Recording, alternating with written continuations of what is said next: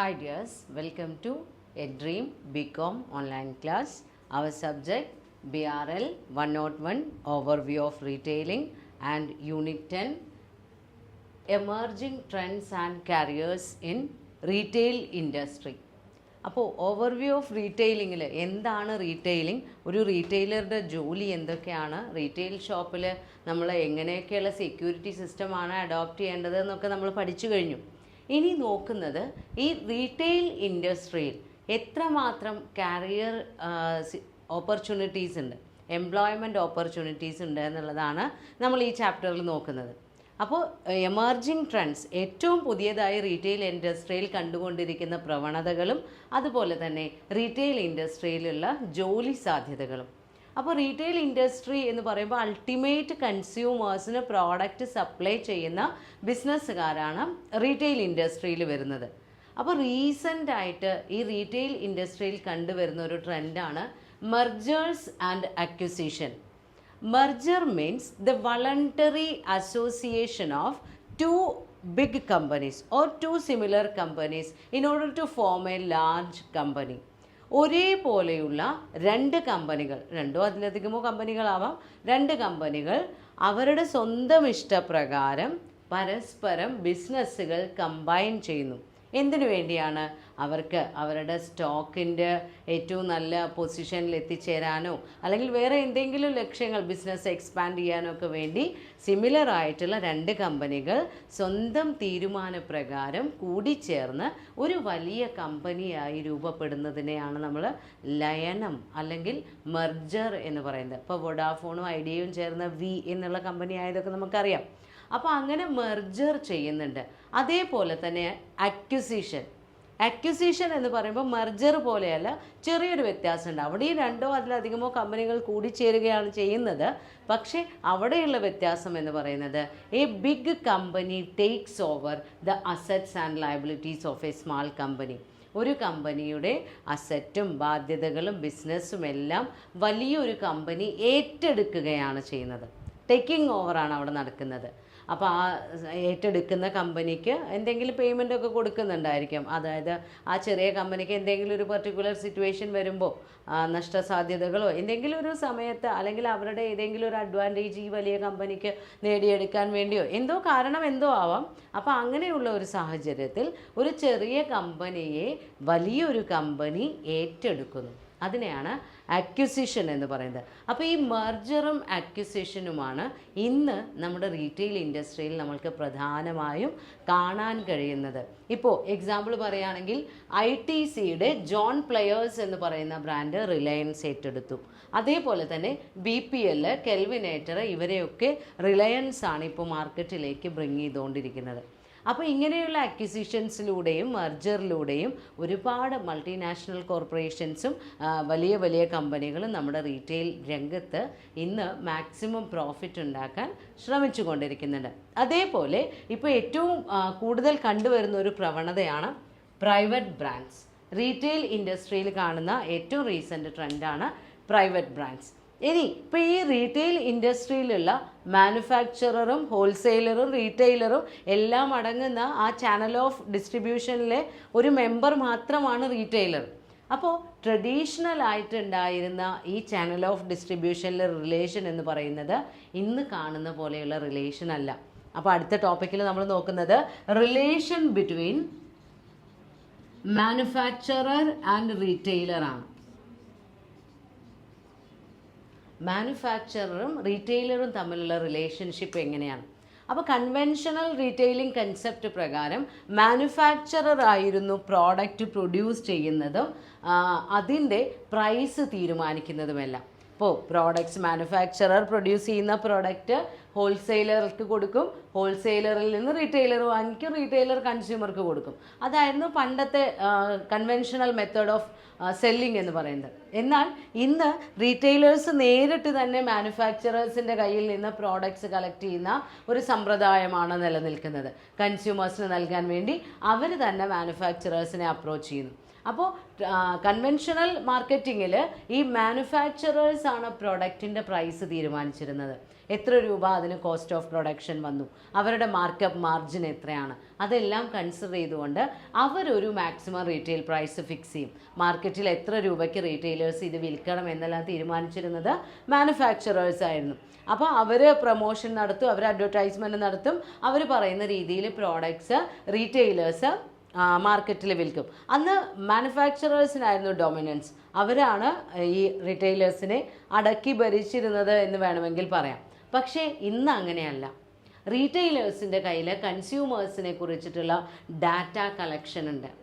നമ്മുടെ മാർക്കറ്റിൽ മാറി വരുന്ന കൺസ്യൂമർ ട്രെൻഡ് എന്താണ്, കൺസ്യൂമേഴ്സിന് എങ്ങനെയുള്ള പ്രോഡക്റ്റാണ് ആവശ്യം, ഏത് രീതിയിലുള്ള വിലയ്ക്കുള്ള പ്രോഡക്റ്റ്സാണ് കൺസ്യൂമേഴ്സ് പ്രിഫർ ചെയ്യുന്നത്, അവർക്ക് ഫോർകാസ്റ്റ് ചെയ്യണം ഫ്യൂച്ചറിൽ അവർ എന്താണ് ആവശ്യപ്പെടാൻ പോകുന്നത് എന്നുള്ളതിനെക്കുറിച്ചെല്ലാം ഗവേഷണം നടത്തുന്നത് റീറ്റെയിലേഴ്സാണ്. കാരണം അവർക്ക് കൺസ്യൂമേഴ്സിനെ സാറ്റിസ്ഫൈ ചെയ്ത് വേണം മാർക്കറ്റിൽ നിലനിന്ന് പോകാൻ. Consumer is the king of modern market. അപ്പോൾ കൺസ്യൂമേഴ്സിനെ കുറിച്ചിട്ടുള്ള എല്ലാ തരം ഡാറ്റയും നമ്മുടെ റീറ്റെയിലേഴ്സ് കളക്ട് ചെയ്യും.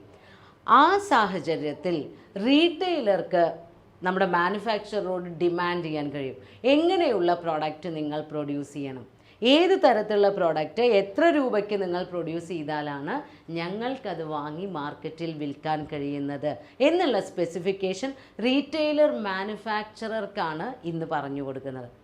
അപ്പോൾ ആ പ്രോഡക്റ്റിൻ്റെ സ്പെസിഫിക്കേഷനെ കുറിച്ചും കൺസ്യൂമേഴ്സിൻ്റെ ഡിമാൻഡിനെ കുറിച്ചും പ്രോഡക്റ്റിൻ്റെ എക്സ്പെക്റ്റഡ് പ്രൈസിനെ കുറിച്ചുമെല്ലാം ഇന്ന് റീറ്റെയിലർ മാനുഫാക്ചററെ അറിയിക്കുകയാണ് ചെയ്യുന്നത്. And as per the instructions of these retailers, manufacturers produce products and supply those to the retailers for selling to ultimate consumers. അപ്പോൾ ഈ റീറ്റെയിലേഴ്സ് പറയുന്ന ഡിമാൻഡിനനുസരിച്ച്, സ്പെസിഫിക്കേഷൻ അനുസരിച്ച് പ്രോഡക്ട്സ് മാനുഫാക്ചറേഴ്സ് പ്രൊഡ്യൂസ് ചെയ്യും, എന്നിട്ട് അവരത് റീറ്റെയിലേഴ്സിന് സപ്ലൈ ചെയ്യും, റീറ്റെയിലേഴ്സ് കൺസ്യൂമേഴ്സിന് വിൽക്കും.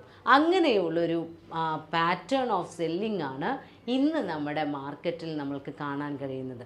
അപ്പോൾ റീറ്റെയിലേഴ്സിന് എത്രമാത്രം ആധിപത്യം നമ്മുടെ ആ മാർക്കറ്റിംഗ് എന്ന് പറയുന്ന ആ ഫീൽഡിൽ വന്നു കഴിഞ്ഞു എന്നാണ് നമ്മൾ നോക്കുന്നത്. കാരണം അവരാണ് ക്ലോസ് കോണ്ടാക്റ്റ് ഉള്ളത്, കൺസ്യൂമേഴ്സുമായി ക്ലോസ് കോണ്ടാക്റ്റ് ഉള്ളത് റീറ്റെയിലേഴ്സിനാണ്. അപ്പോൾ അവരുടെ ഫീഡ്ബാക്ക് എല്ലാം റീറ്റെയിലർക്കാണ് അറിയുന്നത്. അതേപോലെ തന്നെ റീറ്റെയിലേഴ്സിനെ ആശ്രയിച്ചാണ് മാനുഫാക്ചറർ ഇപ്പോൾ നിലനിൽക്കുന്നത്. എത്രയോ റീറ്റെയിലേഴ്സ് ഉണ്ട്, എത്രയോ മാനുഫാക്ചറേഴ്സ് ഉണ്ട്. അപ്പോൾ ഏതെങ്കിലും സ്ഥിരമായി കുറച്ച് റീറ്റെയിലേഴ്സ് നമ്മുടെ കയ്യിലില്ലെങ്കിൽ മാനുഫാക്ചറർ പ്രൊഡ്യൂസ് ചെയ്യുന്ന പ്രോഡക്റ്റും അയാൾ തീരുമാനിച്ച വിലയ്ക്കൊക്കെ അത് അവിടെ സ്റ്റോക്കിൽ കെട്ടിക്കിടക്കുകയുള്ളൂ, വെയർ ഹൗസിൽ ഡെഡ് സ്റ്റോക്കായിട്ട് അവിടെ റിമെയിൻ ചെയ്യുള്ളൂ. അപ്പോൾ മാനുഫാക്ചറേഴ്സ് എന്ത് ചെയ്യും, എന്താണോ റീറ്റെയിലേഴ്സ് ആവശ്യപ്പെടുന്നത് ആ ടേംസ് ആൻഡ് കണ്ടീഷൻസ് അനുസരിച്ചുള്ള പ്രോഡക്റ്റ് പ്രൊഡ്യൂസ് ചെയ്യും, അവർ ആവശ്യപ്പെടുന്നതിനനുസരിച്ചുള്ള പ്രൈസ് അതിന് ഫിക്സ് ചെയ്യും, കസ്റ്റമർ സ്പെസിഫിക്കേഷൻ കൊടുക്കും, പേഴ്സണലൈസ്ഡ് കൺസിഡറേഷൻ കൊടുക്കും. ഇപ്പോൾ ഒക്കെ കസ്റ്റമൈസ്ഡ് പ്രൊഡക്ഷനാണ്, നമ്മളാണ് ഡിസൈൻ ചെയ്യുന്നത്. ഇപ്പോൾ ഒരു വീട് കയറ്റുകയാണെങ്കിൽ അതിലത്തെ ഫർണിച്ചർ എങ്ങനെ വേണം നമ്മൾ ഡിസൈൻ ചെയ്യുന്നു, നമ്മൾ പറയുന്നു, അതിനനുസരിച്ച് ഇൻറ്റീരിയറുകാർ വന്ന് നമുക്കത് ഫിറ്റ് ചെയ്ത് തരുന്നു. അതാണ് ഇന്നത്തെ ഇൻഡസ്ട്രി. കസ്റ്റമൈസ്ഡ് പ്രിഫറൻസിനാണ് മാനുഫാക്ചറേഴ്സ് ഇമ്പോർട്ടൻസ് കൊടുക്കുന്നത് as per the instructions of retailers. അപ്പോൾ റിലേഷൻഷിപ്പിൽ പണ്ടുണ്ടായിരുന്ന മാനുഫാക്ചറർ റീറ്റെയിലർ റിലേഷൻഷിപ്പ് അല്ല ഇന്ന് നമ്മുടെ മാർക്കറ്റിലുള്ളത്. ആർക്കാണ് കൂടുതൽ പ്രാധാന്യം? നമ്മളുടെ റീറ്റെയിലർക്കാണ് കൂടുതൽ ഇമ്പോർട്ടൻസ് ഉള്ളത്. കാരണം കൺസ്യൂമേഴ്സിനെ കുറിച്ചിട്ടുള്ള എല്ലാ വിവരങ്ങളും അറിയുന്നത് റീറ്റെയിലേഴ്സിനാണ്. Next topic, private brand. Private brand means a distributors brand or retailers brand. Modern മാർക്കറ്റിങ്ങിൽ കണ്ടുവരുന്ന ഒരു ട്രെൻഡാണ് പ്രൈവറ്റ് ബ്രാൻഡ് എന്ന് പറയുന്നത്. It's a brand name put by the retailer for the products of manufacturers. അപ്പോൾ ഈ റീറ്റെയിൽ ബ്രാൻഡ് എന്ന് പറയുമ്പോൾ അത് മാനുഫാക്ചറർ ബ്രാൻഡ് അല്ല. ഇപ്പോൾ നമ്മൾക്കറിയാം ലെക്സ്, കോൾഗേറ്റ് അങ്ങനെ പറയുന്ന ചില പ്രോഡക്റ്റ് ഉണ്ട്. ആ പ്രോഡക്റ്റിൻ്റെ പേരും അതിൻ്റെ ബ്രാൻഡ് നെയിമുമെല്ലാം അതിൻ്റെ പ്രൊഡ്യൂസേഴ്സ് നൽകിയതാണ്, അല്ലെങ്കിൽ മാനുഫാക്ചറേഴ്സ് നൽകിയതാണ്. അതുകൊണ്ടാണ് അതിനെ നമ്മൾ മാനുഫാക്ചറർ ബ്രാൻഡ് എന്ന് പറയുന്നത്. എന്നാൽ പ്രൈവറ്റ് ബ്രാൻഡിൻ്റെ കേസിൽ the retailers or distributors purchases product from the manufacturer and sell these product to consumers by putting retailers brand name. അപ്പോൾ ഈ പ്രൈവറ്റ് ബ്രാൻഡ് നെയിം എന്ന് പറയുമ്പോൾ നമ്മുടെ റീറ്റെയിലർ എന്ത് ചെയ്യുന്നു? മാനുഫാക്ചറേഴ്സിൻ്റെ കയ്യിൽ നിന്ന് പ്രൊഡക്റ്റ് വാങ്ങിക്കുന്നു. എന്നിട്ട് കസ്റ്റമേഴ്സിന് ആവശ്യമുള്ള രൂപത്തിൽ, ആവശ്യമുള്ള ക്വാണ്ടിറ്റിയിൽ, ആവശ്യമുള്ള പ്രൈസൊക്കെ തീരുമാനിച്ച് പാക്ക് ചെയ്ത് ഇവരുടെ കടയിൽ ഇവരുടെ പേര് വെച്ച് വിൽക്കും. അപ്പോൾ നമ്മൾ സപ്ലൈകോന്ന് പ്രോഡക്റ്റ്സ് വാങ്ങിക്കുമ്പോൾ അത് ആരാണ് മാനുഫാക്ചർ ചെയ്തതെന്ന് നമുക്കറിയില്ല. സപ്ലൈകോയിൽ നിന്ന് വാങ്ങിക്കുന്ന പരിപ്പ് അല്ലെങ്കിൽ ഉഴുന്ന് അങ്ങനെയൊക്കെ നമുക്കറിയുന്നുള്ളൂ, അല്ലാതെ അതിൻ്റെ കമ്പനി നമ്മൾക്കറിയില്ല. എന്നാൽ ചില പ്രോഡക്റ്റിന് അവിടെ കമ്പനി നെയിം ഉണ്ട്. എന്നാൽ കമ്പനി നെയിം ഇല്ലാതെ റീറ്റെയിലേഴ്സ്, ഗ്രോസറി ഷോപ്പൊക്കെ നടത്തുന്ന പല സൂപ്പർ മാർക്കറ്റുകളും അവരുടെ പേരാണ് ആ പ്രോഡക്റ്റിൽ വെക്കുന്നത്. ഇപ്പോൾ റിലയൻസിൻ്റെ മാർക്കറ്റിൽ നിന്ന് വാങ്ങുമ്പോൾ റിലയൻസിൻ്റെ പേരിലുള്ള പ്രോഡക്റ്റ് ആണെങ്കിൽ അവരുടെ ബ്രാൻഡ് നെയിമാണത്. അങ്ങനെ ഒരു ഡിസ്ട്രിബ്യൂട്ടർ അല്ലെങ്കിൽ ഒരു റീറ്റെയിലർ പ്രൊഡക്റ്റിന് സ്വന്തം ബ്രാൻഡ് വെക്കുന്ന രീതിക്കാണ് നമ്മൾ പ്രൈവറ്റ് ബ്രാൻഡ് എന്ന് പറയുന്നത്. It provides dominance to retailers. നമ്മൾ പറഞ്ഞു ഇപ്പോൾ relationship between manufacturer and retailer എന്നുള്ള ടോപ്പിക്ക് പറഞ്ഞപ്പോൾ നമ്മൾ പറഞ്ഞു ഇന്നത്തെ മാർക്കറ്റിങ്ങിൽ അല്ലെങ്കിൽ ഇന്നത്തെ ട്രെൻഡിൽ പ്രൊഡ്യൂസറേക്കാൾ ഡൊമിനൻസ് നമ്മുടെ റീറ്റെയിലർക്ക് ലഭിക്കുന്നുണ്ട്.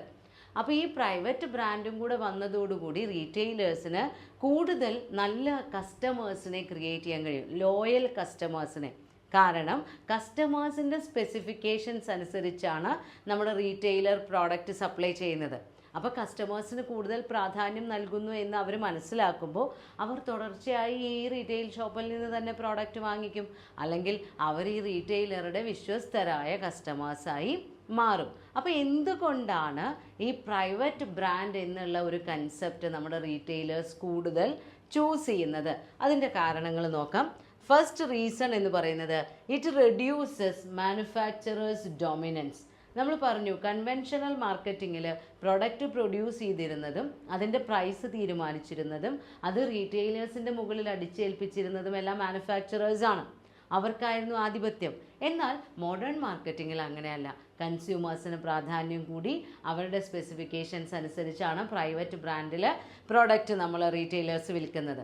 അതുകൊണ്ട് തന്നെ ഇവിടെ റീറ്റെയിലേഴ്സിനാണ് ഡൊമിനൻസ്. അപ്പോൾ മാനുഫാക്ചറേഴ്സിൻ്റെ ഡൊമിനൻസ് കുറയ്ക്കാൻ പ്രൈവറ്റ് ബ്രാൻഡ് സഹായിക്കുന്നുണ്ട്. ദെൻ രണ്ടാമതായി പറയുന്നത് it enables the retailers to differentiate their products from other retailers. മറ്റുള്ള കോമ്പറ്റേറ്റേഴ്സിൽ നിന്ന് നമ്മളുടെ കടയുടെ പ്രോഡക്ട്സിന് ഒരു ഡിഫറെൻ്റ് ഐഡൻറ്റിറ്റി ക്രിയേറ്റ് ചെയ്യാനും അതിനെ വേറിട്ട് നിർത്താനും നമ്മുടെ പ്രൈവറ്റ് ബ്രാൻഡ്സ് നമ്മളെ സഹായിക്കുന്നുണ്ട്, റീറ്റെയിലേഴ്സിനെ. ദെൻ മൂന്നാമതായി പറയുന്നത് in private brand retailing the retailers develop product as per customer specification. കസ്റ്റമേഴ്സിൻ്റെ ഡിമാൻഡ് അനുസരിച്ച് അല്ലെങ്കിൽ അവരുടെ സ്പെസിഫിക്കേഷൻ അനുസരിച്ചാണ് പ്രോഡക്റ്റ് നമ്മൾ റീറ്റെയിലേഴ്സ് നൽകുന്നത്. ഏത് സിസ്റ്റത്തിൽ? പ്രൈവറ്റ് ബ്രാൻഡ് സിസ്റ്റത്തിൽ. അതുകൊണ്ട് തന്നെ കൂടുതൽ ലോയൽ കസ്റ്റമേഴ്സിനെ നമ്മുടെ റീറ്റെയിലേഴ്സിന് ലഭിക്കുന്നു. ദെൻ അടുത്തതായി പറയുന്നത് there is no need of heavy promotion. Customer specification അനുസരിച്ചാണ് റീറ്റെയിലർ പ്രോഡക്റ്റ് കൊടുക്കുന്നത്. അപ്പോൾ പിന്നെ വീണ്ടും വീണ്ടും ആ പ്രോഡക്റ്റിനെ പറ്റി പരസ്യം നടത്തേണ്ട ആവശ്യം റീറ്റെയിലേഴ്സിന് വരുന്നില്ല. അതുകൊണ്ട് തന്നെ പ്രൊമോഷണൽ കോസ്റ്റ് വളരെയധികം കുറവായിരിക്കും. ദെൻ അടുത്ത പോയിൻ്റായിട്ട് പറയുന്നത് ബെറ്റർ ബാർഗെയിനിങ് പവർ വിത്ത് മാനുഫാക്ചറർ. നമ്മുടെ റീറ്റെയിലറാണ് കസ്റ്റമർ സ്പെസിഫിക്കേഷനൊക്കെ മാനുഫാക്ചററെ അറിയിക്കുന്നത്. അതുകൊണ്ട് തന്നെ മാനുഫാക്ചറേഴ്സിനോട് ബാർഗെയിൻ ചെയ്യാനുള്ള കപ്പാസിറ്റി റീറ്റെയിലേഴ്സിന് ലഭിക്കുന്നു. നിങ്ങൾ ഇത്തരം സ്പെസിഫിക്കേഷൻ അനുസരിച്ചുള്ള പ്രോഡക്റ്റ് തന്നാൽ മാത്രമേ ഞങ്ങളുടെ കടയിൽ ഞങ്ങൾ വിൽക്കുകയുള്ളൂ എന്ന് പറയാനുള്ളൊരു അവസരമാണ് റീറ്റെയിലേഴ്സിന് ലഭിക്കുന്നത്. റീറ്റെയിലേഴ്സിനെ പിണക്കിയാൽ മാനുഫാക്ചറേഴ്സിന് നിലനിൽപ്പില്ല. കാരണം റീറ്റെയിലേഴ്സാണ് കൺസ്യൂമേഴ്സായിട്ട് ഡയറക്റ്റ് കോണ്ടാക്റ്റിൽ നിൽക്കുന്നത്. അപ്പോൾ റീറ്റെയിലേഴ്സിൻ്റെ ബാർഗെയിനിങ് പവർ വർദ്ധിക്കുന്നു. ദെൻ ആറാമതായി പറയുന്നത് ഫ്രീഡം ഇൻ പ്രൈസ് ഫിക്സിങ്. അപ്പോൾ കസ്റ്റമേഴ്സിൻ്റെ റിക്വയർമെൻറ്റ്സ് അനുസരിച്ച് അവരുടെ സ്പെസിഫിക്കേഷൻസ് അനുസരിച്ചാണ് പ്രോഡക്റ്റ് റീറ്റെയിലർ കസ്റ്റമേഴ്സിന് നൽകുന്നത്.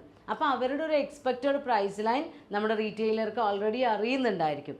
അതിനനുസരിച്ച് പ്രൈസ് ഫിക്സ് ചെയ്യാൻ റീറ്റെയിലർ മാനുഫാക്ചററോട് പറയുന്നു.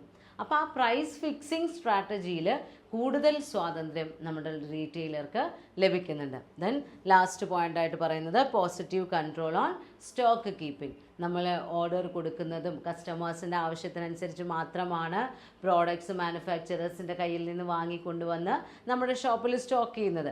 അപ്പോൾ അവിടെ ഓവർ സ്റ്റോക്കിംഗ് എന്ന് പറയുന്ന ഒരു പ്രോബ്ലമേ വരുന്നില്ല. അപ്പോൾ സ്റ്റോക്ക് കൺട്രോളിൽ നല്ല പോസിറ്റീവായിട്ടുള്ള ഒരു കൺട്രോളിങ് പവർ റീറ്റെയിലർക്ക് പ്രൈവറ്റ് ബ്രാൻഡിലൂടെ ലഭിക്കുന്നു. അപ്പോൾ ഇങ്ങനെ ഒരുപാട് ഗുണങ്ങൾ പ്രൈവറ്റ് ബ്രാൻഡ് അഡോപ്റ്റ് ചെയ്യുന്നതിലൂടെ നമ്മുടെ റീറ്റെയിലേഴ്സിന് ലഭിക്കുന്നുണ്ട്. അതുകൊണ്ട് തന്നെ ഇന്നത്തെ റീറ്റെയിലേഴ്സിന് ഒരു കൺഫ്യൂഷനാണ്, നാഷണൽ ബ്രാൻഡ് സെലക്ട് ചെയ്യണോ പ്രൈവറ്റ് ബ്രാൻഡ് സെലക്ട് ചെയ്യണോ അതോ ഇത് രണ്ടും കൂടെ മിക്സ് ചെയ്തുകൊണ്ട് പോകണോ എന്നുള്ളൊരു സ്റ്റേജിലാണ് അവർ എത്തി നിൽക്കുന്നത്. Differences between national brand and private brand. National brand എന്ന് പറയുമ്പോൾ നമ്മുടെ മാനുഫാക്ചറേഴ്സ് പ്രൊഡ്യൂസ് ചെയ്യുന്നു, അവർ ആ പ്രോഡക്റ്റിന് ഒരു പേര് കൊടുക്കുന്നു, അവർ പ്രൈസ് തീരുമാനിക്കുന്നു, അവർ തന്നെ പരസ്യം ചെയ്യുന്നു, കൺസ്യൂമേഴ്സിന് വേണ്ടി പ്രോഡക്ട്സ് റീറ്റെയിലേഴ്സിനെ ഏൽപ്പിക്കുന്നു. പ്രൈവറ്റ് ബ്രാൻഡിൽ നേരെ തിരിച്ചാണ്. നമ്മൾ പറഞ്ഞു കസ്റ്റമർ സ്പെസിഫിക്കേഷൻ അനുസരിച്ച് റീറ്റെയിലർ പ്രോഡക്റ്റ് മാനുഫാക്ചറേഴ്സിനോട് ഡയറക്ഷൻ കൊടുത്ത് പ്രൊഡ്യൂസ് ചെയ്യിപ്പിക്കുന്നു, അത് വാങ്ങി കളക്ട് ചെയ്യുന്നു, റീറ്റെയിലറുടെ ബ്രാൻഡ് നെയിമിൽ കൊടുക്കുന്നു. അപ്പോൾ കൂടുതൽ പരസ്യത്തിൻ്റെ ഒന്നും ആവശ്യമില്ല. ഈ നാഷണൽ ബ്രാൻഡ് ആകുമ്പോൾ റീറ്റെയിലേഴ്സിൻ്റെ വ്യൂ പോയിന്റിൽ നിന്ന് ചിന്തിച്ചാൽ അവർക്ക് സ്ട്രിഞ്ചൻറ്റ് പേയ്മെൻറ്റ് മോഡാണ്, അതേപോലെ തന്നെ ലോ പ്രോഫിറ്റ് മാർജിനുമാണ്. മാനുഫാക്ചറേഴ്സ് പ്രൈസ് തീരുമാനിച്ച് റീറ്റെയിലേഴ്സിന് നൽകുമ്പോൾ റീറ്റെയിലേഴ്സിന് വളരെ കുറച്ച് ലാഭം മാത്രമേ അതിൽ നിന്ന് ലഭിക്കുന്നുള്ളൂ. അതുപോലെ അവർ മാനുഫാക്ചറേഴ്സിന് കൊടുക്കേണ്ട പേയ്മെൻറ്റ് മെത്തേഡ് എന്ന് പറയുന്നത് ആ മാനുഫാക്ചറർ എന്താണോ പറയുന്നത് അതേപോലെ ഫോളോ ചെയ്യേണ്ടി വരും. ദെൻ അവർക്കുണ്ടാകുന്ന വേറൊരു ബുദ്ധിമുട്ടാണ് കൺസർവേറ്റീവ് റിട്ടേൺ പോളിസി. ഗുഡ്സ് വാങ്ങിക്കഴിഞ്ഞാൽ കസ്റ്റമർക്ക് അത് ഇഷ്ടപ്പെട്ടിട്ടില്ലെങ്കിൽ നമ്മൾ തിരിച്ചു കൊടുക്കേണ്ടി വരും നാഷണൽ ബ്രാൻഡിൻ്റെ കേസിൽ. അപ്പോൾ അതൊക്കെ വളരെയധികം ബുദ്ധിമുട്ടുള്ള പ്രോസസ്സുകളാണ്. ദെൻ ലാസ്റ്റിൽ വരുന്നത് ഇവർക്ക് ഈ നമ്മുടെ നാഷണൽ ബ്രാൻഡ് നൽകുന്ന പ്രോഡക്ട്സ് മുഴുവനായി റീറ്റെയിലേഴ്സിന് ഒഴിവാക്കാൻ കഴിയില്ല. കാരണം അവിടെ ഒരു പ്രോബ്ലം ഉണ്ട്, കംഫർട്ടബിൾ യൂസിങ് ആണ്. കുറേ കാലമായി ഒരേ പ്രോഡക്റ്റ് മാത്രം ഉപയോഗിച്ച് വരുന്ന ചില കൺസ്യൂമേഴ്സ് ഉണ്ടാവും, അവർ ആ നാഷണൽ ബ്രാൻഡ് ചോദിച്ചായിരിക്കും വരിക. അപ്പോൾ അവർക്ക് നമ്മൾക്ക് എന്ത് കൊടുക്കേണ്ടി വരും? നാഷണൽ ബ്രാൻഡ് തന്നെ കൊടുക്കേണ്ടി വരും. ഇപ്പോൾ സ്ഥിരമായി കോൾഗേറ്റ് കൊണ്ട് പല്ല് തേക്കുന്ന ആളുകളുണ്ടായിരിക്കാം, അല്ലെങ്കിൽ സ്ഥിരമായി സർഫ് എക്സൽ ഉപയോഗിക്കുന്ന ആളുകളുണ്ടായിരിക്കാം. അവർ ആ ഷോപ്പിൽ വന്നിട്ട് അവർ അതാണ് ചോദിക്കുക, സോപ്പ് പൊടി എന്നല്ല ചോദിക്കുക, സർഫ് എക്സൽ ഉണ്ടോ എന്നായിരിക്കും ചോദിക്കുന്നത്. അപ്പോൾ റീറ്റെയിലേഴ്സ് ഈ നാഷണൽ ബ്രാൻഡിനെയും ആവശ്യമുള്ള അത്രയും മെയിൻറ്റെയിൻ ചെയ്യണം. അതേപോലെ തന്നെ പ്രൈവറ്റ്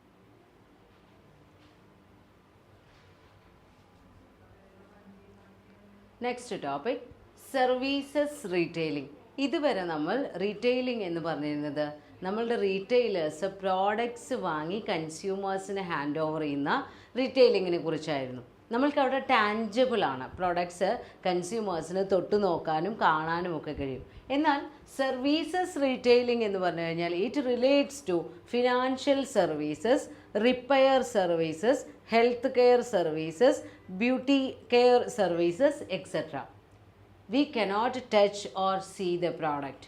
ഈ സർവീസസ് റീറ്റെയിലിങ്ങിൻ്റെ പ്രധാനപ്പെട്ട സവിശേഷത എന്ന് പറയുന്നത് സർവീസസ് ആർ ഇൻടാഞ്ചിബിൾ ആണ്. നമ്മൾക്ക് ഒരിക്കലും എന്ത് ചെയ്യാൻ കഴിയില്ല, തൊട്ട് നോക്കാനോ കാണാനോ അറിയില്ല, പക്ഷെ ഫീൽ ചെയ്യാൻ അറിയും, നമുക്ക് സർവീസ് അനുഭവിച്ചറിയാൻ അറിയും. അപ്പോൾ ഈ സർവീസ് റീറ്റെയിലിംഗ് എന്ന് പറയുമ്പോൾ സർവീസ് പ്രൊവൈഡേഴ്സ് ആണ്, people providing service, and therefore the quality of service retailing depends upon the providers of that service. നമ്മളുടെ ഏത് മേഖലയിലായിക്കോട്ടെ, ആരോഗ്യ മേഖലയിലോ സൗന്ദര്യ സംരക്ഷണ മേഖലയിലോ ഏത് സർവീസ് മേഖലയിലാണെങ്കിലും ആ സർവീസിൻ്റെ ക്വാളിറ്റി എന്ന് പറയുന്നത് അത് നൽകുന്ന വ്യക്തികളുടെ, ആ സർവീസ് പ്രൊവൈഡേഴ്സിൻ്റെ ക്വാളിറ്റിയെ ഡിപ്പെൻഡ് ചെയ്തുകൊണ്ടിരിക്കും. അതേപോലെ ഈ സർവീസ് റീറ്റെയിലിങ്ങിൽ നമ്മൾ പറഞ്ഞു അതിൻ്റെ കണ്ടൻറ്റ് എന്ന് പറയുന്നത് എന്താണ്? ഇൻടാഞ്ചിബിൾ ആണ്. And we are providing complete information about the service to consumers. അപ്പോൾ nature of service retailing നോക്കുകയാണെങ്കിൽ ഏറ്റവും ആദ്യമായി പറയുന്നത് സർവീസസ് ആർ ഇൻടാഞ്ചിബിൾ. ദെൻ രണ്ടാമതായി പറയുന്നത് we are providing complete information to consumers. And also the emphasis is on people, ideas and information. നമ്മളുടെ service റീറ്റെയിലിങ്ങിൽ നമ്മൾ ഏറ്റവും കൂടുതൽ പ്രാധാന്യം കൊടുക്കുന്നത് ഏത് മേഖലകളിലാണ്? പീപ്പിൾ, ഇൻഫർമേഷൻ, അതേപോലെ തന്നെ ക്വാളിറ്റി, അവരുടെ ഐഡിയാസ്, അതിൻ്റെ ക്വാളിറ്റി. അപ്പോൾ ഈ സർവീസ് റീറ്റെയിലിംഗ് നടത്തുന്നത് സാധാരണയായി കമ്പ്യൂട്ടർ എഡ്യൂക്കേഷൻ ഇൻസ്റ്റിറ്റ്യൂഷൻസ് ഒക്കെ, NIIT എന്നൊക്കെ നിങ്ങൾക്ക് അറിയുന്നുണ്ടാവും. അതേപോലെ ഫുഡ് സെക്ഷനിലൊക്കെ ഇപ്പോൾ മക്ഡൊണാൾഡ്സ്, അതേപോലെ സൗന്ദര്യ സംരക്ഷണ മേഖലയിലാണെങ്കിൽ VLCC, ഇവരൊക്കെയാണ് ഈ സർവീസ് റീറ്റെയിലിങ്ങിലെ പ്രധാന റീറ്റെയിലേഴ്സ്. അപ്പോൾ സർവീസ് റീറ്റെയിലിംഗ് എന്ന് പറഞ്ഞു കഴിഞ്ഞാൽ we are providing service to consumers and the quality of the service depends on the persons who are providing the service.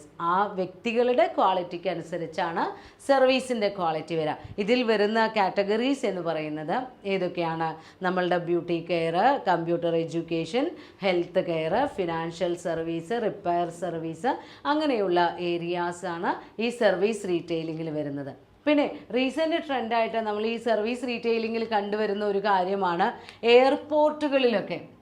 പണ്ടൊക്കെ എയർപോർട്ടിൽ എന്ന് പറഞ്ഞു കഴിഞ്ഞാൽ എപ്പോഴെങ്കിലും വിദേശത്തു നിന്ന് വരുന്ന ആളുകളോ അല്ലെങ്കിൽ ഗൾഫിലേക്ക് പോകുന്ന ആളുകളോ അങ്ങനെയുള്ളവർ മാത്രമാണ് എയർപോർട്ട് ഫെസിലിറ്റി ഉപയോഗിച്ചിരുന്നത്. എന്നാൽ ഇന്ന് അങ്ങനെയല്ല. എയർപോർട്ടിലെല്ലാം റഷ് കൂടി വരികയാണ്. നമ്മുടെ ആളുകൾ കംഫർട്ട് ട്രാവലിങ്ങിന് വേണ്ടി ഏറ്റവും കൂടുതൽ എയർപോർട്ടിനെ ഡിപ്പെൻഡ് ചെയ്യുന്ന ഒരു സിറ്റുവേഷനൊക്കെയാണ് ഇപ്പോൾ ഉള്ളത്.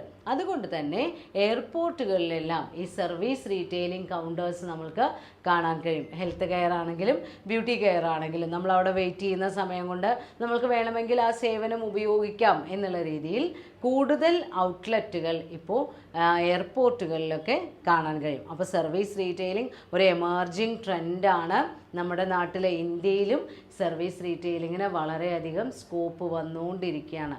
പക്ഷേ പ്രത്യേകത അതിൻ്റെ പ്രോഡക്ട്സ് എന്താണ്? ഇൻടാഞ്ചിബിൾ ആണ്. Importance of service retailing. എന്താണ് സർവീസ് റീറ്റെയിലിംഗ് എന്ന് നമ്മൾ പറഞ്ഞു കഴിഞ്ഞു. സർവീസ് റീറ്റെയിലിങ്ങിൽ വരുന്ന ഏരിയാസ് നോക്കി. ഇനി എന്താണ് നമ്മുടെ ഇന്ത്യൻ എക്കോണമിയെ സംബന്ധിച്ചിടത്തോളം ഈ സർവീസ് റീറ്റെയിലിങ്ങിനുള്ള പ്രാധാന്യങ്ങൾ എന്തൊക്കെയാണ്? ഏറ്റവും ആദ്യമായി it contributes to our GDP, gross domestic product. നമ്മുടെ നാഷണൽ ഇൻകം കാൽക്കുലേറ്റ് ചെയ്യുന്നതിൻ്റെ അടിസ്ഥാന ഘടകമാണ് GDP എന്ന് പറയുന്നത്. ഈ ഗ്രോസ് ഡൊമസ്റ്റിക് പ്രോഡക്റ്റ് എന്ന് പറയുന്നത് നമ്മുടെ ഓവറാൾ ഇൻകമാണ്. പ്രോഡക്ട്സ് സെയിൽ ഇതിലൂടെയും സർവീസ് റെൻഡർ ഇതിലൂടെയും നമുക്ക് ലഭിക്കുന്ന ടോട്ടൽ ഇൻകമാണ് ഈ ഗ്രോസ് ഡൊമസ്റ്റിക് പ്രോഡക്റ്റ് എന്ന് പറയുമ്പോൾ നമ്മൾ ആദ്യം ആ ബേസിക് എലമെൻ്റ് ആയിട്ട് കൺസിഡർ ചെയ്യുന്നത്. അതിലേക്ക് വളരെയധികം സംഭാവന നമ്മളുടെ സർവീസ് റീറ്റെയിലിംഗ് നൽകുന്നുണ്ട്. നമുക്കറിയാം ഏത് സാഹചര്യം വന്നാലും, ഇപ്പോൾ കൊറോണയുടെ സമയത്ത് കൂടെ നമ്മുടെ ഹോസ്പിറ്റലുകളൊന്നും അടച്ചിരുന്നില്ല. അപ്പോൾ ഏത് സാഹചര്യത്തിലും പ്രവർത്തിക്കുന്ന സെക്ടറാണ് സർവീസ് സെക്ടർ. ദെൻ രണ്ടാമതായി പറയുന്നത് it enables economic growth and employment opportunities. നമ്മളുടെ ഈ സർവീസ് റീറ്റെയിലിംഗ് എന്ന് പറയുന്നത് പീപ്പിൾ ഇൻറ്റൻസീവ് ഇൻഡസ്ട്രിയാണ്. അവിടെ എംപ്ലോയ്മെൻറ്റ് ഓപ്പർച്യൂണിറ്റീസ്, ആളുകൾക്ക് ജോലി ചെയ്യാനുള്ള ധാരാളം അവസരങ്ങൾ സർവീസ് റീറ്റെയിലിങ്ങിലുണ്ട്. അപ്പോൾ ഈ സർവീസ് റീറ്റെയിലിങ്ങിലൂടെ നമ്മളുടെ ഇന്ത്യയെ പോലെയുള്ള ഒരു ഡെവലപ്പിംഗ് ആയിട്ടുള്ള നാഷന് ഗുണങ്ങളല്ലാതെ ഒരിക്കലും ദോഷമുണ്ടാകുന്നില്ല. അപ്പോൾ service retailing people intensive industry ആയത് കാരണം നമ്മൾക്ക് കൂടുതൽ എംപ്ലോയ്മെൻറ്റ് ഓപ്പർച്യൂണിറ്റീസ് ഈ മേഖലയിൽ ലഭ്യമാണ്. അതുകൊണ്ട് തന്നെ റീറ്റെയിലിംഗ് സെക്ടറിൽ സർവീസ് റീറ്റെയിലിംഗ് വളരെ പ്രൊമിനൻ്റ് ആണ്. ദെൻ അടുത്തതായി വരുന്നതാണ് ക്യാഷ് ആൻഡ് ക്യാരി. മോഡേൺ റീറ്റെയിലിങ്ങിലുള്ള പുതിയൊരു കൺസെപ്റ്റാണ് cash and carry system. It is a form of trade where we perform the trade by goods are sold from a wholesale warehouse operated either on self-service basis or on the basis of sample or with a combination of both these. അതായത് ഈ cash and carry system എന്ന് പറയുന്ന ട്രേഡിൻ്റെ പ്രത്യേകത, ഇവിടെ നമ്മൾ goods എങ്ങനെയാണ് വിൽക്കുന്നത്? ഒരു ഹോൾസെയിൽ വെയർഹൗസിൽ നിന്നാണ്.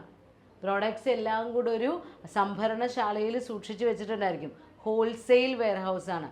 ആ ഹോൾസെയിൽ വെയർഹൗസിൽ വന്നാണ് കസ്റ്റമേഴ്സ് പ്രോഡക്റ്റ് വാങ്ങിക്കുന്നത്. ഈ കസ്റ്റമേഴ്സ് എന്ന് പറയുന്നത് പ്രൊഫഷണൽസ് ഉണ്ടായിരിക്കാം, റീറ്റെയിലേഴ്സ് ഉണ്ടായിരിക്കാം, കസ്റ്റമേഴ്സ് ഉണ്ടായിരിക്കാം, ആര് വേണമെങ്കിലാവാം.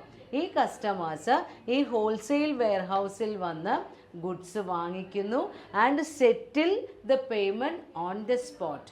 അവിടെ വെച്ച് തന്നെ എന്ത് ചെയ്യുന്നു? പേയ്മെൻറ്റ് ക്ലിയർ ചെയ്യുന്നു, ഇൻവോയ്സ് ക്ലിയർ ചെയ്യുന്നു. അങ്ങനെയുള്ള സിസ്റ്റത്തിനെയാണ് നമ്മൾ ക്യാഷ് ആൻഡ് ക്യാരി എന്ന് പറയുന്നത്. ക്യാഷ് കൊടുക്കുക, ഗുഡ്സ് ക്യാരി ചെയ്തുകൊണ്ട് പോവുക, ഗുഡ്സ് എടുത്തുകൊണ്ട് പോവുക. അപ്പോൾ ഇവിടെ ഒന്നുകിൽ operated either on self service system, ഇവർ സ്വയം തിരഞ്ഞെടുക്കുന്ന രീതിയിലുള്ള സെൽഫ് സർവീസ് സിസ്റ്റം ആവാം. അതല്ലെങ്കിൽ ആദ്യം സാമ്പിൾ കൊടുക്കും, എന്നിട്ട് ആ സാമ്പിളിനെ ബേസ് ചെയ്തുകൊണ്ടുള്ള പ്രോഡക്റ്റ് കസ്റ്റമേഴ്സിന് വാങ്ങിക്കാം. അല്ലെങ്കിൽ ഇത് രണ്ടും ചേർന്നിട്ടുള്ള സിസ്റ്റമാവും. അപ്പോൾ ഈ ക്യാഷ് ആൻഡ് ക്യാരി സിസ്റ്റം ഇന്ന് വളരെയധികം ഫെമിലിയർ ആണ്. കാരണം അത് റീറ്റെയിലേഴ്സിനും അഡ്വാൻറ്റേജസ് ആണ്, അതുപോലെ മാനുഫാക്ചറേഴ്സിനും അഡ്വാൻറ്റേജസ് ആണ്.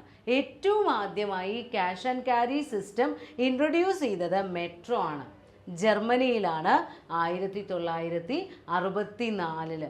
ഇന്ന് ഒരുവിധം എല്ലാ രാജ്യങ്ങളിലും ഈ cash and carry system implement ചെയ്തിട്ടുണ്ട്. ഇന്ത്യയിൽ നമ്മളുടെ government FDI foreign direct investment allow ചെയ്തതിന് ശേഷം ബാംഗ്ലൂരിലാണ് ആദ്യമായി മെട്രോ ഈ cash and carry system adopt ചെയ്തത്. അപ്പോൾ ഇതിൽ ഒരു ഹോൾസെയിൽ വെയർഹൗസ് ആണ് ഉണ്ടായിരിക്കുക.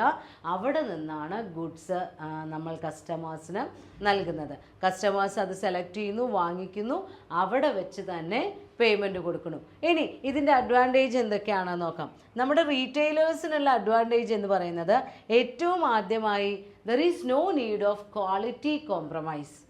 കസ്റ്റമേഴ്സ്, അതായത് നമ്മുടെ റീറ്റെയിലേഴ്സ് തന്നെ നേരിട്ട് ചെന്ന് വെയർഹൗസിൽ നിന്ന് തിരഞ്ഞെടുത്ത് വാങ്ങിക്കുകയാണ് പ്രോഡക്ട്സ്. അപ്പോൾ അവിടെ ക്വാളിറ്റിയിൽ കോംപ്രമൈസ് ചെയ്യേണ്ട ആവശ്യമില്ല. ദെൻ രണ്ടാമതായി പറയുന്നത് better bargaining and freedom in pricing strategy.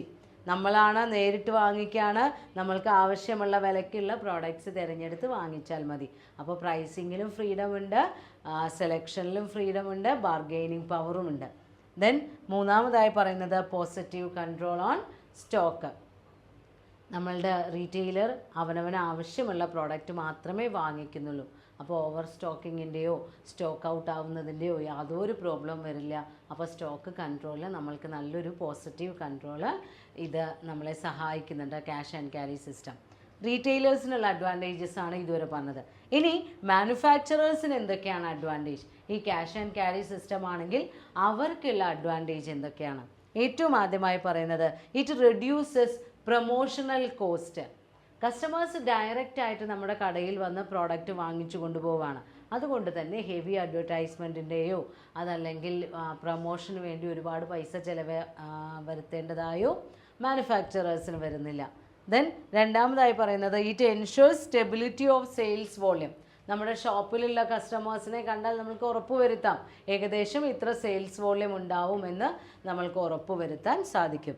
Then അതേപോലെ തന്നെ ഇപ്പോൾ നമ്മളുടെ ഇന്ത്യയിലാണെങ്കിലും വിദേശ രാജ്യങ്ങളിലാണെങ്കിലും ഏറ്റവും കൂടുതൽ ഇപ്പോൾ ഇങ്ങനെ പോപ്പുലറൈസ് ചെയ്തുകൊണ്ടിരിക്കുന്ന ഒരു കൺസെപ്റ്റാണ് ക്യാഷ് ആൻഡ് ക്യാരി സിസ്റ്റം.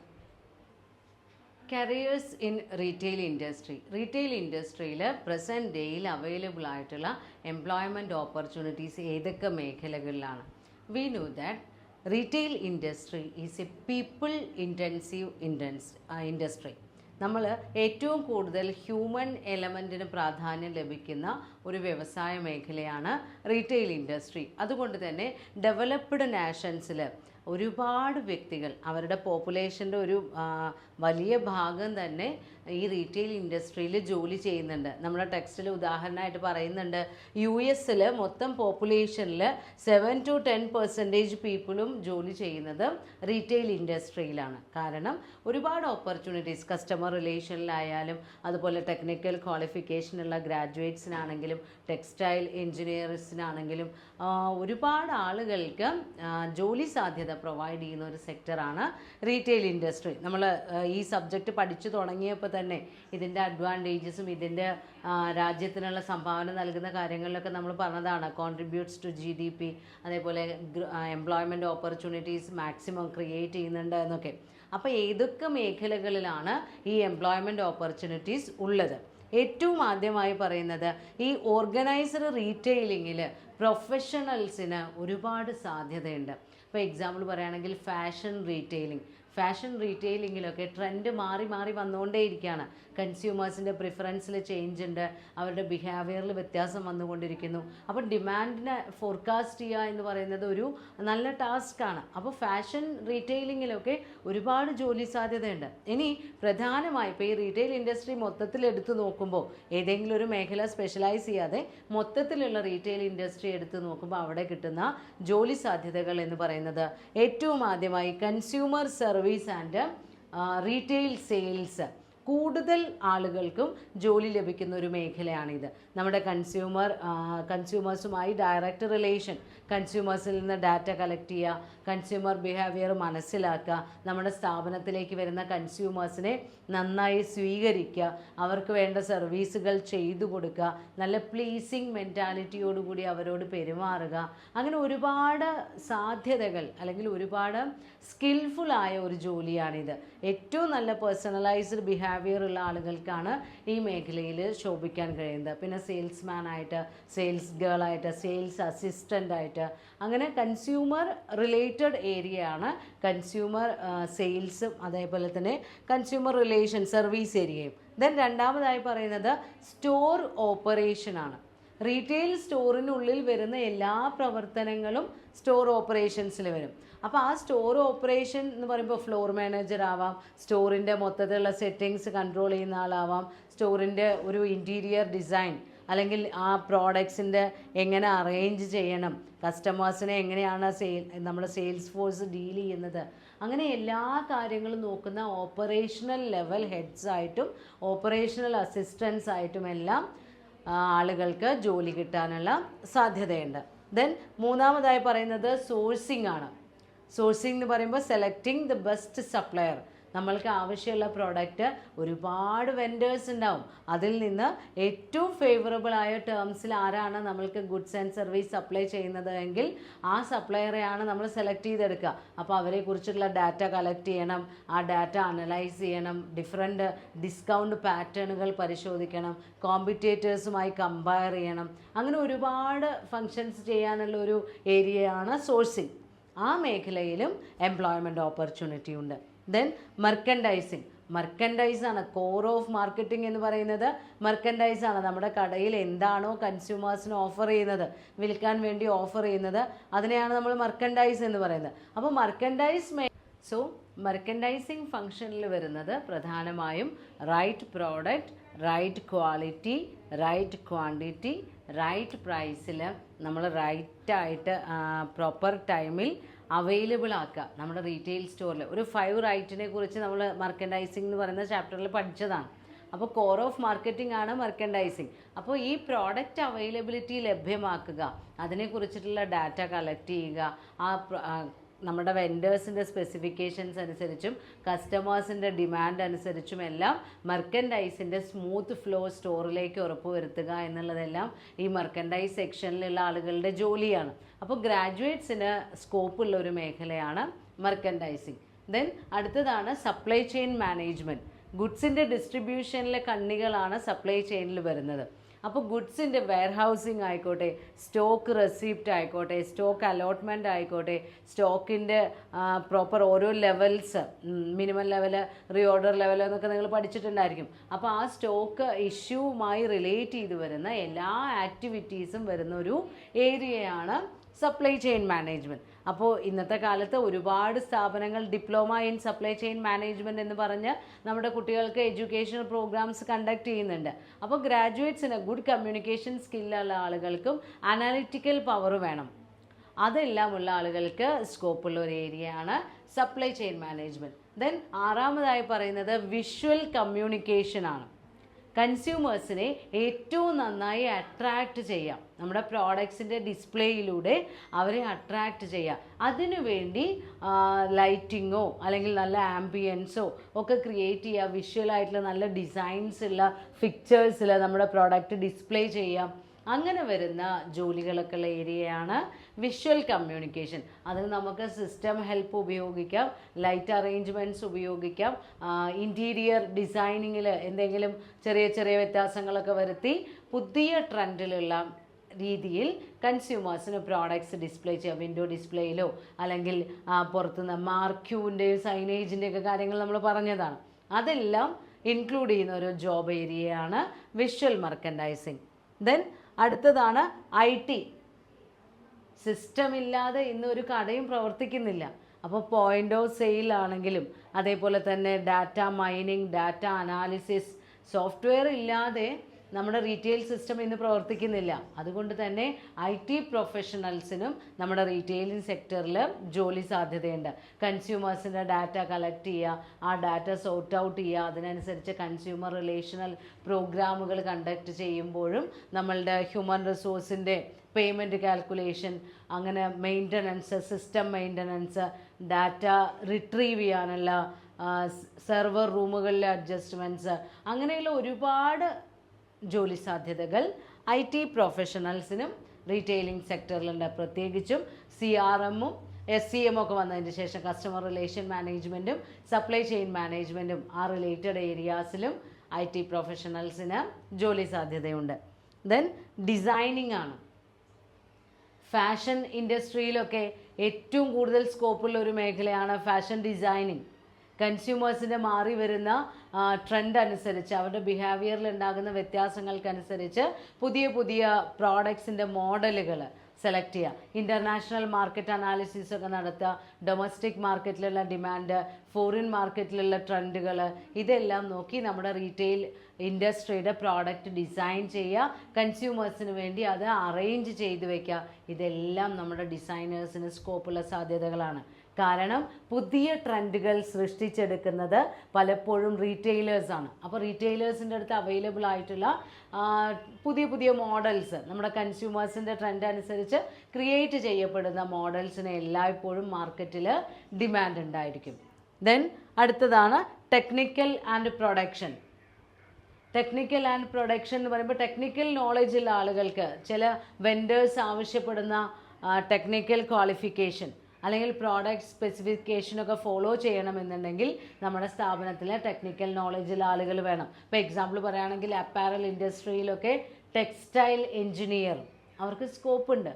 അപ്പോൾ ടെക്നോളജി അഡോപ്റ്റ് ചെയ്യുന്ന സ്റ്റുഡൻസിനും അല്ലെങ്കിൽ അത് പഠിച്ച വിദ്യാർത്ഥികൾക്കും റീറ്റെയിൽ ഇൻഡസ്ട്രിയിൽ ജോബ് ഓപ്പർച്യൂണിറ്റി ഉണ്ട്. ദെൻ അടുത്തതായി പറയുന്നത് മാർക്കറ്റിംഗ് ആണ്.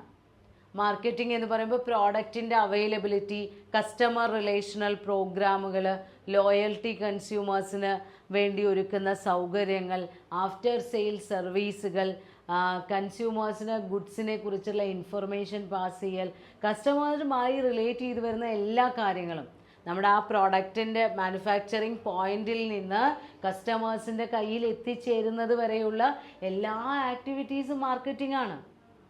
അപ്പോൾ ആ ഏരിയയിലെല്ലാം നമ്മൾക്ക് എന്തുണ്ട്, ജോലി സാധ്യതകളുണ്ട്. അപ്പോൾ ഗ്രാജുവേറ്റ്സിനാണെങ്കിലും ഗുഡ് കമ്മ്യൂണിക്കേഷൻ സ്കില്ലുള്ള ആളുകളുമൊക്കെയാണ് നമ്മുടെ മാർക്കറ്റിംഗ് ഏരിയയിൽ വേണ്ടത്. നല്ല പേഴ്സണാലിറ്റി വേണം, പ്രൊഡക്ട്സിനെ കുറിച്ച് നല്ല നോളജ് വേണം. അപ്പോൾ അതിന് എഫിഷ്യൻ്റായ ആളുകൾക്ക് മാർക്കറ്റിംഗ് ഏരിയയിൽ സ്കോപ്പ് ഉണ്ട്. ദെൻ ലാസ്റ്റിൽ വരുന്നതാണ് ഹ്യൂമൻ റിസോഴ്സ്. ഒരു പീപ്പിൾ ഇൻറ്റൻസീവ് ഇൻഡസ്ട്രിയാണ് റീറ്റെയിൽ ഇൻഡസ്ട്രി എന്ന് പറയുന്നത്. അപ്പോൾ അവിടെയുള്ള എംപ്ലോയീസിൻ്റെ പ്ലാനിങ്, എത്രമാത്രം എംപ്ലോയീസ് വേണം എന്നുള്ള ഒരു പ്ലാനിങ്. ദെൻ അവർ ആവശ്യമുള്ള പരസ്യം കൊടുക്കൽ, അഡ്വർടൈസിങ്, ഇത്രയും എംപ്ലോയീസിനെ ആവശ്യമുണ്ട് എന്ന് പറയുന്ന അഡ്വർടൈസിങ് കൊടുക്കൽ, അവരെ സെലക്ട് ചെയ്യൽ, അവരുടെ റിക്രൂട്ട്മെൻറ്റ്, അവരുടെ പേയ്മെൻറ്റ് ആൻഡ് അമ്യൂണിറ്റീസ് പാറ്റേൺ തീരുമാനിക്കൽ. ജോലി ചെയ്യിപ്പിച്ചാൽ പോരല്ലോ, അവർക്ക് ശമ്പളവും കൊടുക്കണ്ടേ, മറ്റ് ആനുകൂല്യങ്ങൾ കൊടുക്കണ്ടേ, അതിനെക്കുറിച്ചിട്ടുള്ള കാര്യങ്ങൾ തീരുമാനിക്കൽ, അവർക്ക് വേണ്ട റെസ്റ്റ് ടൈം, എല്ലാം എംപ്ലോയി റിലേറ്റഡ് ആയ എല്ലാ കാര്യങ്ങളും HR സെക്ഷനിലാണ് വരുന്നത്. ലാസ്റ്റിൽ അവർ റിട്ടയർ ചെയ്ത് പോകുമ്പോൾ അവർക്ക് നൽകുന്ന ബെനഫിറ്റ്സ് വരെ കാൽക്കുലേറ്റ് ചെയ്യുന്നത് HR സെക്ഷൻ്റെ ഡ്യൂട്ടിയാണ്. അപ്പോൾ ഹ്യൂമൻ റിസോഴ്സ് എന്ന് പറയുന്ന സെക്ഷനിലും മാർക്കറ്റിംഗ് അല്ലെങ്കിൽ നമ്മുടെ റീറ്റെയിൽ സെക്ടറിൽ ജോലി സാധ്യതയുണ്ട്. അപ്പോൾ റീറ്റെയിൽ സെക്ടർ എന്ന് പറഞ്ഞു കഴിഞ്ഞാൽ പീപ്പിൾ ഇൻറ്റൻസീവ് ഇൻഡസ്ട്രിയാണ്. അതുകൊണ്ട് തന്നെ ഒരുപാട് ജോലി സാധ്യതകൾ റിലേറ്റഡ് ആയിട്ടുള്ള, അപ്പോൾ ഒരുപാട് ഏരിയാസ് നമ്മൾ പറഞ്ഞു. ഇനി ഇതല്ലാതെ തന്നെ ഇപ്പോൾ സെക്യൂരിറ്റി റിലേറ്റഡ് ആയിട്ടൊക്കെ ഒരുപാട് ജോലി സാധ്യതകളുണ്ട്. ഇൻറ്റേർണൽ സെക്യൂരിറ്റി സിസ്റ്റം, CCTV ഒക്കെ അഡോപ്റ്റ് ചെയ്യുമ്പോൾ, ഇപ്പോൾ നമ്മൾ IT പ്രൊഫഷണൽസിൻ്റെയൊക്കെ കാര്യം പറഞ്ഞ പോലെ തന്നെ CCTV ടെക്നീഷ്യൻസിനൊക്കെ ജോലി സാധ്യതയുണ്ട്. മെയിൻ്റനൻസ് വർക്കുകൾ നടത്തുന്നവരുണ്ട്, ലോവർ ലെവൽ എംപ്ലോയീസ് ഉണ്ട്. എങ്ങനെയാണെങ്കിലും ഹ്യൂമൻ റിസോഴ്സിന് എംപ്ലോയ്മെൻറ്റ് ഓപ്പർച്യൂണിറ്റി നൽകുന്നതിൽ വളരെയധികം പങ്കുവഹിക്കുന്ന ഒരു വ്യവസായ മേഖലയാണ് റീറ്റെയിൽ ഇൻഡസ്ട്രി. നമ്മുടെ ഈ യൂണിറ്റിലെ ലാസ്റ്റ് ടോപ്പിക്കാണ് popular forms of retail employment. ഇപ്പം നമ്മൾ പറഞ്ഞു കാരിയർ ഓപ്പർച്യൂണിറ്റീസ്, നമ്മുടെ റീറ്റെയിൽ സെക്ടറിൽ ഒരുപാട് കാരിയർ ഓപ്പർച്യൂണിറ്റീസ് ഉണ്ടെന്ന് പറഞ്ഞു. അപ്പോൾ അതിൽ എങ്ങനെയൊക്കെയാണ് നമ്മൾ എംപ്ലോയീസിനെ അപ്പോയിൻറ്റ് ചെയ്യുന്നത്, അതിൻ്റെ ഫോമുകൾ എന്തൊക്കെയാണ്? ഏറ്റവും ആദ്യമായി പറയുന്നത് കോർ എംപ്ലോയീസ്. കോർ എംപ്ലോയീസ് എന്ന് പറഞ്ഞു കഴിഞ്ഞാൽ റീറ്റെയിൽ സ്ഥാപനത്തിൻ്റെ, നമ്മുടെ ഷോറൂം ഉണ്ടായിരിക്കുമല്ലോ, നമ്മുടെ എന്താണോ ഇൻഡസ്ട്രി, മെഡിസിൻ ഇൻഡസ്ട്രിയോ അല്ലെങ്കിൽ ടെക്സ്റ്റൈൽ ഇൻഡസ്ട്രിയോ ഏതോ ആയിക്കോട്ടെ, നമ്മുടെ ഷോറൂമിൻ്റെ പേറോളിൽ പേരുള്ള എംപ്ലോയീസാണ് കോർ എംപ്ലോയീസ്. നമ്മുടെ സ്ഥാപനത്തിൻ്റെ ജോലിക്കാർ എന്നുള്ള രീതിയിൽ നമ്മൾ കൺസിഡർ ചെയ്യുന്ന ആളുകളാണ് കോർ എംപ്ലോയീസ്. ഒരുപാട് ജോലിക്കാർ ജോലി ചെയ്യുന്നുണ്ടായിരിക്കും, പക്ഷേ സ്ഥാപനത്തിൻ്റെ പേറോളിൽ പേരുള്ള ആളുകളാണ് കോർ എംപ്ലോയീസ്. അവരുടെ സാലറി എന്ന് പറയുന്നത് ഫിക്സഡ് പ്ലസ് വാരിയബിൾ കോമ്പോണൻസ് ഉള്ളതായിരിക്കും. അവർക്ക് ഒരു മാസം വർക്ക് ചെയ്ത് കഴിഞ്ഞാൽ ഒരു പർട്ടിക്കുലർ എമൗണ്ട് ഫിക്സഡ് ആയിട്ട് അവർക്ക് സാലറി ആയി കൊടുക്കും.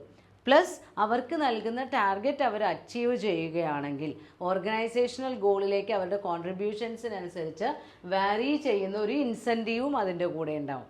അങ്ങനെ പേയ്മെൻറ്റ് നിശ്ചയിക്കുന്ന നമ്മുടെ സ്ഥാപനത്തിലെ പേറോളിലുള്ള ജോലിക്കാരാണ് കോർ എംപ്ലോയീസ്, മെയിൻ ആയിട്ടുള്ള എംപ്ലോയീസ്. ദെൻ രണ്ടാമത്തെ സെക്ഷനാണ് short term employees. Short term employees എന്ന് പറഞ്ഞു കഴിഞ്ഞാൽ the employees which are appointed on the basis of A contract. നമ്മൾ ഫെസ്റ്റിവൽ ടൈമിലോ പീക്ക് ടൈമിലോ ഒക്കെ കുറച്ച് കാലത്തേക്ക്, ഇപ്പോൾ 1 മാസത്തേക്കോ 2 മാസത്തേക്കോ ഒക്കെ ആയിട്ട് ജോലിക്കാരെ സെലക്ട് ചെയ്യും. നമ്മുടെ പേറോളിൽ അവരുടെ പേരൊക്കെ ഉണ്ടായിരിക്കും, പക്ഷേ അവർക്ക് ഫുൾ സർവീസ് ഇല്ല, 1 വർഷം മുഴുവനൊന്നും അവർക്ക് ജോലിയില്ല.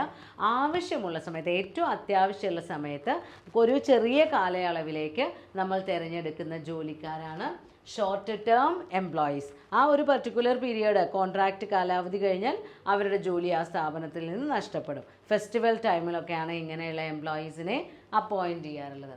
ദെൻ മൂന്നാമത്തെ കാറ്റഗറിയാണ് അപ്രൻറ്റീസസ്. അപ്രൻറ്റീസസ് എന്ന് പറഞ്ഞു കഴിഞ്ഞാൽ ഹെൽപ്പേഴ്സ് എന്നൊക്കെ നമുക്ക് പറയാം.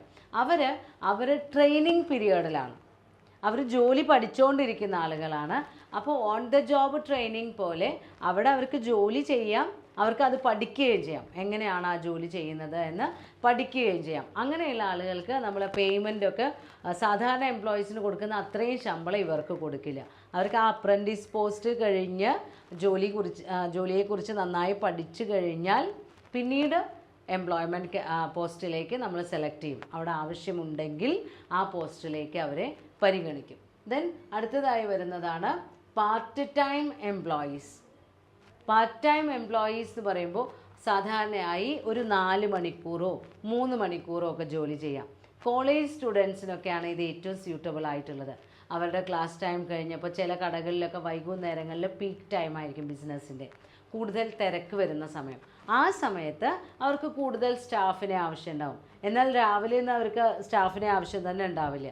അപ്പോൾ ബിസിനസ്സിൻ്റെ പീക്ക് ഹവേഴ്സിൽ നമ്മൾക്ക് കൂടുതൽ എംപ്ലോയീസ് ആവശ്യമാണെങ്കിൽ 3-4 മണിക്കൂർ മാത്രം ജോലി ചെയ്യാൻ വേണ്ടി നമ്മൾ എംപ്ലോയീസിനെ അപ്പോയിൻറ്റ് ചെയ്യും. അങ്ങനെയുള്ള താൽക്കാലികമായിട്ട് കുറച്ച് സമയത്തേക്ക് മാത്രം അത്തരം എംപ്ലോയീസാണ് പാർട്ട് ടൈം എംപ്ലോയീസ്. അവർക്ക് മെയിനായിട്ട് ചിലപ്പോൾ വേറെ എന്തെങ്കിലും ഒരു കോഴ്സ് ഓഫ് സ്റ്റഡിയോ അല്ലെങ്കിൽ ജോബോ ഒക്കെ ഉണ്ടാവും. അത് കഴിഞ്ഞ് 2-3 മണിക്കൂർ മാത്രം സ്ഥാപനങ്ങളിൽ വന്ന് ജോലി ചെയ്യാം. ദെൻ അടുത്തതായി വരുന്നതാണ് കൺസൾട്ടൻ്റ് ഓർ റീറ്റെയിനേഴ്സ്. കൺസൾട്ടൻ്റ് എന്ന് പറഞ്ഞു കഴിഞ്ഞാൽ സ്പെഷ്യലൈസ്ഡ് സർവീസിൽ സ്പെഷ്യലിസ്റ്റുകളാണ്. ഏതെങ്കിലും ഒരു മേഖലയിൽ സ്പെഷ്യലിസ്റ്റ് ആയ ആളുകളായിരിക്കും ഈ കൺസൾട്ടൻ്റുമാർ. അവരെ നമ്മൾക്ക് റെഗുലർ ബേസിസിൽ അഫോർഡബിൾ ആയിരിക്കില്ല. അവർക്ക് എപ്പോഴാണോ നമ്മൾക്ക് അവരുടെ സേവനം ആവശ്യമുള്ളത് ആ സമയത്ത് നമ്മൾ അവരുടെ സർവീസ് അന്വേഷിക്കും, അവരോട് വരാൻ പറയും.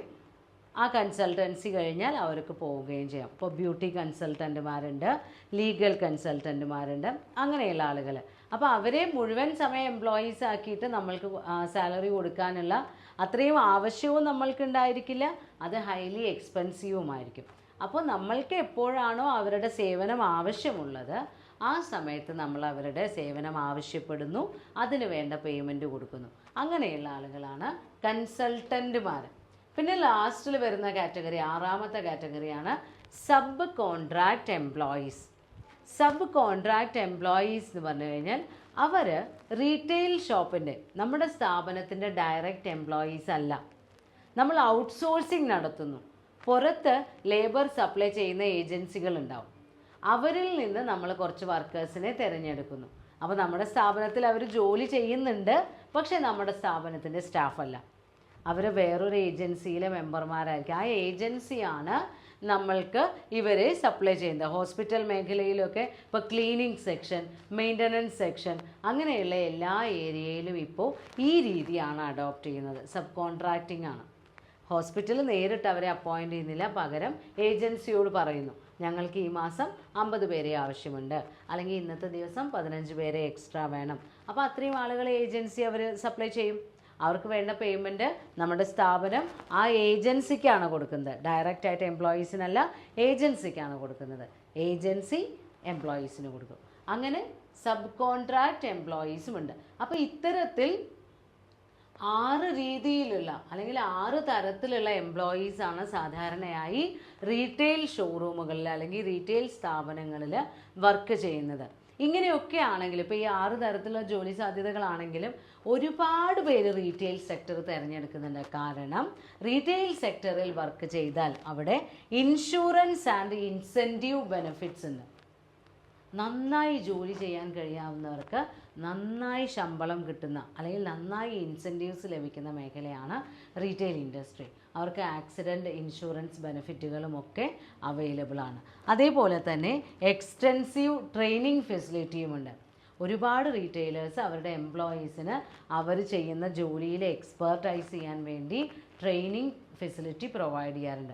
അപ്പോൾ ഫ്രഷേഴ്സിനൊക്കെ റീറ്റെയിൽ സെക്ടർ തിരഞ്ഞെടുത്ത് കഴിഞ്ഞാൽ അവർക്ക് ഏതെങ്കിലും ഒരു ജോലി മേഖലയിൽ വളരെ നന്നായി പെർഫോം ചെയ്യാൻ പറ്റുന്ന രീതിയിലുള്ള ട്രെയിനിങ് ഫെസിലിറ്റി റീറ്റെയിലേഴ്സ് പ്രൊവൈഡ് ചെയ്യുന്നുണ്ട്. അതുകൊണ്ട് തന്നെ ചെറുപ്പക്കാരൊക്കെ ഒരുപാട് പേരിപ്പോൾ റീറ്റെയിൽ ഇൻഡസ്ട്രിയെ ഒരു തൊഴിലവസര മേഖലയായി സെലക്ട് ചെയ്യുന്നുണ്ട്. ഇത്രയുമാണ് യൂണിറ്റ് 10 നമ്മൾക്ക് പഠിക്കാനുള്ളത്, കരിയേഴ്സ് ഇൻ റീറ്റെയിൽ ഇൻഡസ്ട്രി. ഇതിൽ നിങ്ങളുടെ ടെക്സ്റ്റിൽ ഒരു ചിത്രമൊക്കെ കൊടുത്തിട്ടുണ്ട്. കരിയേഴ്സ് ഇൻ റീറ്റെയിൽ ഇൻഡസ്ട്രി എന്ന് പറഞ്ഞിട്ട് apprentice, assistant store manager, sales associate, store manager, department manager, cluster manager എന്നൊക്കെ പറഞ്ഞിട്ട് ജോലി സാധ്യതകളുടെ ഒരു കുറച്ച് പിക്ചറൊക്കെ കൊടുത്തിട്ടുണ്ട്. മുഴുവനൊന്നും ഇതിൽ പറയുന്നില്ല, എന്നാലും നിങ്ങൾ ടെക്സ്റ്റ് വായിക്കുമ്പോൾ അതൊക്കെ ഒന്ന് നോക്കി മനസ്സിലാക്കാം.